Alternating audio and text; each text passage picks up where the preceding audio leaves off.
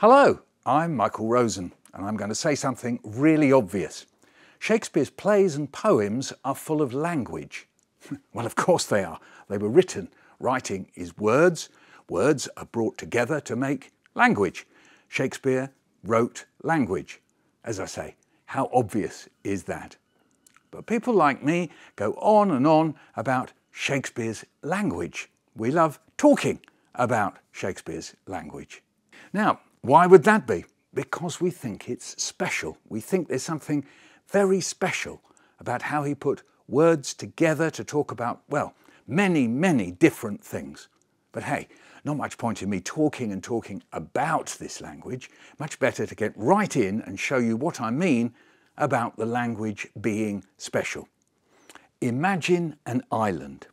It's the same island I talked about at the beginning, where the man was washed up on the beach and Ariel came along and tricked him into thinking his father was drowned. Do you remember the line?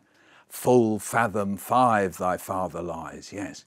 Well, there's something magical about this island. Two people live there, Ariel, yes, and Ariel can fly, and then there's Caliban. And at one point, Caliban tells us about this island.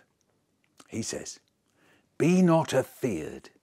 The isle is full of noises, sounds and sweet airs that give delight and hurt not. Sometimes 1,000 twangling instruments will hum about mine ears, and sometime voices that, if I then had waked after long sleep, will make me sleep again, and then in dreaming, the clouds methought would open and show riches ready to drop upon me that, when I waked, I cried to dream again." So now we know a bit about Caliban and the island. Well, a duke called Prospero comes to the island and Caliban is angry about it. This is what he says to Prospero. "This island's mine, by Sycorax my mother, which thou takest from me when thou camest first. Thou strokedst me and madest much of me, wouldst give me water with berries in't, and teach me how to name the bigger light, and how the less, that burn by day and night. And then I loved thee, and showed thee all the qualities of the isle, the fresh springs, brine pits, barren place, and fertile. Cursed be that I did so. All the charms of Sycorax, toads, beetles, bats, light on you. For I am all the subjects that you have, which first was mine own king. And here you sty me in this hard rock, whiles you do keep from me the rest of the island." So this is an angry speech, but it doesn't start angrily. First of all, Caliban lays out who he thinks the island belongs to, and why and how it was he believes that it was stolen from him. Then there's a whole story about how nice things used to be, how well they got on, how Caliban helped Prospero. But then it suddenly changes and Caliban starts to curse Prospero. And then there's one more change. Caliban shows Prospero what he thinks is unfair about how it is now. Prospero is keeping him in some kind of prison. You sty me, like pigs are kept in a sty, and he can't go to the rest of the island that used to be all his and that he knew so much about. Now this is what we call movement in language. Change from one scene to another. We move from a plain statement, "This island's mine," to Caliban helping Prospero find things, to anger, to hard facts in a complaint. So really there's 4 moods here, aren't there? The move from the second mood to the third mood is actually very interesting, because one moment Caliban is making a list of all the different places on the island that he showed Caliban, then he interrupts himself and shouts, "Cursed be that I did so." And that gets him into cursing Prospero.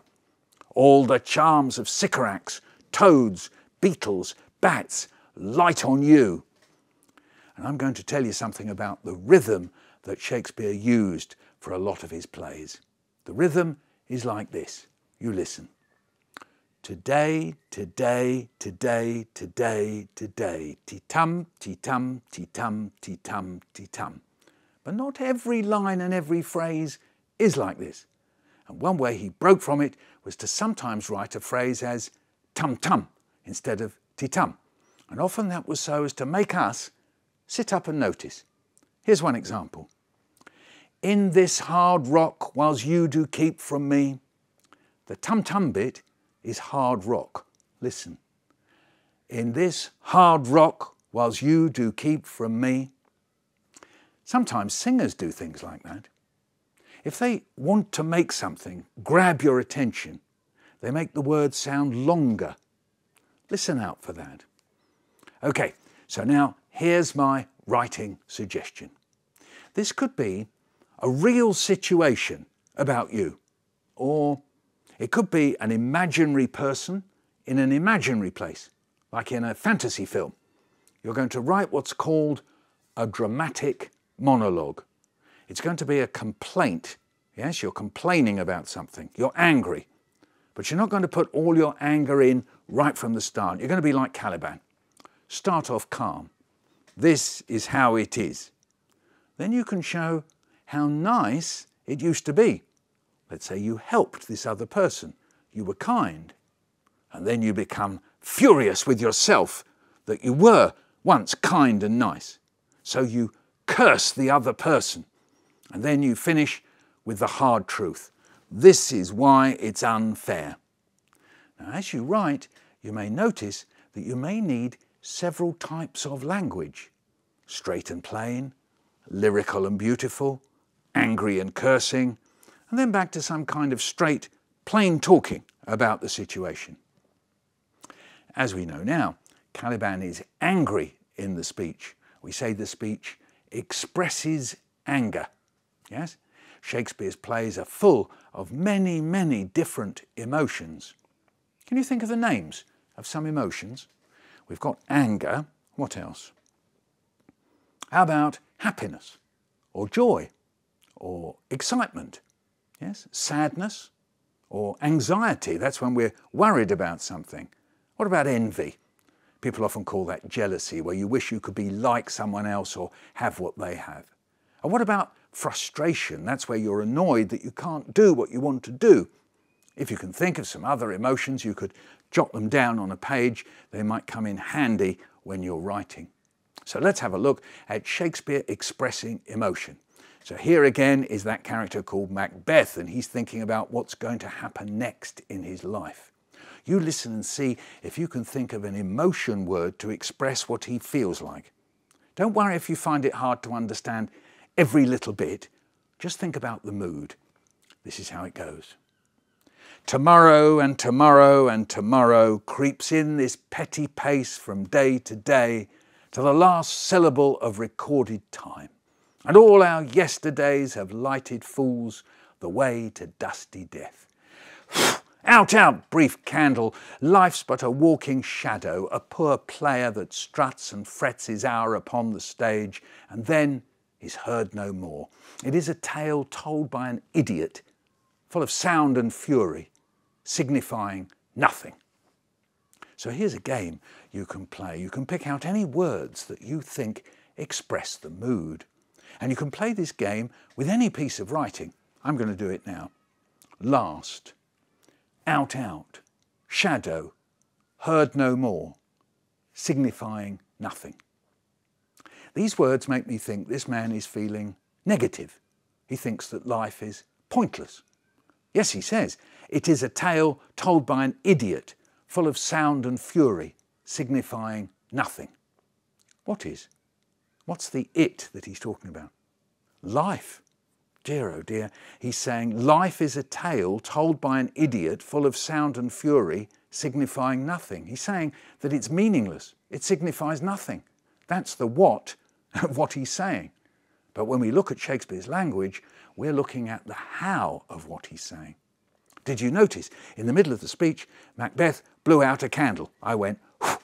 It was an action. But the action showed us how he felt. He said, out, out, brief candle. He snuffed out the life of the candle and pointed out how brief it was, how short-lived it was.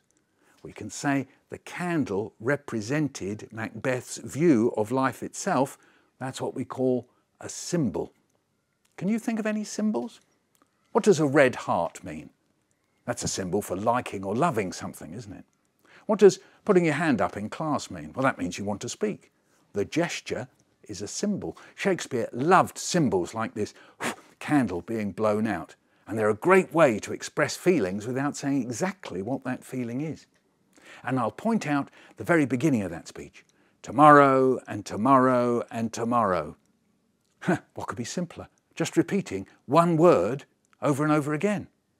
But when we express emotions that really matter to us, sometimes that's exactly what we do, isn't it? If we're really happy, we might shout, "Great, yeah, great, great." And if something awful happens, we might say, "Oh no, oh no, oh no." When my daughter was very young, about 3 years old, she broke her arm and kept saying, "Oh dear, oh dear, oh dear." And I'm going to say that this man Macbeth is saying tomorrow and tomorrow and tomorrow, a bit like my daughter saying, "Oh dear," because in that very moment, he can't think of anything else to say. He's so overwhelmed with emotion about how pointless things are, all he can do is repeat the word. And then, of course, he does start to think of other things to say. But now let's look at Shakespeare expressing some other emotions. What about love? Here's Juliet, who's in love with Romeo. She says, "Come, gentle knight, come, loving, black-browed knight, give me my Romeo, and when he shall die, take him and cut him out in little stars, and he will make the face of heaven so fine that all the world will be in love with night and pay no worship to the garish sun." Now, you've heard of fantasy writing. Well, this is Juliet doing a bit of fantasy writing, if you like. She talks to the knight as if it's a person. You probably know what that's called. It's called personification. And Juliet makes Knight into a gentle, loving person with black eyebrows. She asks Knight to give her Romeo, but then there's a very surprising change. She suddenly talks of Romeo dying. When he shall die. Oh, what would you call this? Looking into the future? An omen? Does it give us a sense of doom even at the very moment that Juliet is in love? Then the fantasy goes on. She imagines something that could be horrible, but in her mind is beautiful, cutting him into stars in the night sky, where it'll make the sky so beautiful that the whole world will love the night and not take any notice of the garish sun, the flashy sun, if you like. It's not only fantasy, it's what we might call fantastical. It's beyond imagining. I think we're back with hyperbole here, aren't we? And why would that be? Because Shakespeare wants to show us that Juliet is so full of emotion that she comes up with something huge and even slightly crazy. Another thing to spot about the language is contrast. Shakespeare often gets us to think about things by contrasting them, showing how different one thing is from another. Here it is in the one I've mentioned, the contrast between the night sky with stars in it and the daytime with the sun in the sky. So we've looked at anger, a sense of hopelessness, and being in love. As I said, you can think of some other emotions. So here's my writing suggestion. Why don't you think of a time when you, or someone else you know, or someone you can imagine, is full of an emotion? And a character, it could be you, or someone else, is going to express their thoughts and feelings. This is going to be a monologue, one person speaking their mind. It's also called a soliloquy. A soliloquy. To help you write your soliloquy or monologue are some of the ways Shakespeare wrote about emotions, being fantastical, crazy almost, using personification, repeating words, contrasting things, making the language musical, using metaphors and similes, cursing yourself or others, giving us plenty of pictures or images, as we call them, so that we can see what it is you're talking about, using a symbol like blowing out the candle, or any of the other uses of language I've talked about. So to finish, here's a speech that I like a lot. In this scene, a prince called Hamlet hears a ghost speak, and the ghost is the ghost of his father. The ghost tells Hamlet, that he was killed. Now, I love the way the ghost conjures up a picture of how horrified Hamlet will be if he were to hear the story of how he, Hamlet's father, was murdered. So this is the father's ghost. Yes, Hamlet's father's ghost talking. I am thy father's spirit, doomed for a certain term to walk the night, and for the day confined to fast in fires, till the foul crimes done in my days of nature are burnt and purged away.